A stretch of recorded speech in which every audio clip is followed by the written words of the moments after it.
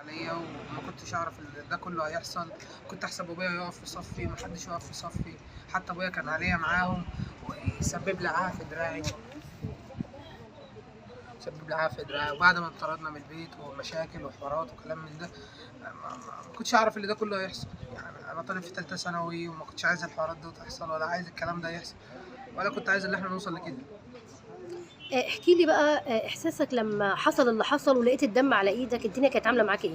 أنا حسيت بخوف، وحسيت إن أنا لو فضلت هنا كان ممكن يموتني، وأنا ما كنتش عايز اللي أنا يحصل عاهة في وشي، أو يسبب لي عاهة مستديمة تحصل في وشي أو كده.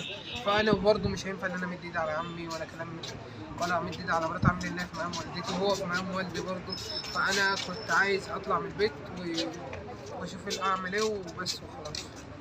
تمام، طَب أنت دلوقتي الواقعة بالنسبة لك طبعًا وأنت في ثانوية عامة، إمم. مأثّرة عليك طبعًا في المذاكرة.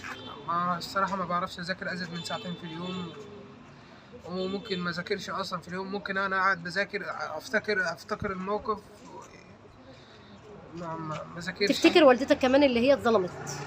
بافتكر الموقف كامل وبافتكر كل حاجة، وما باعرفش أذاكر، ما باعرفش أسيطر على نفسي إن أنا أقعد على الكتاب. كنت باقعد أذاكر بس ممكن ما أقعدش أذاكر زي الأول، ممكن ساعتين وطول اليوم ممكن قاعد، حتى لو قاعد فاضي ممكن طول اليوم قاعد عادي.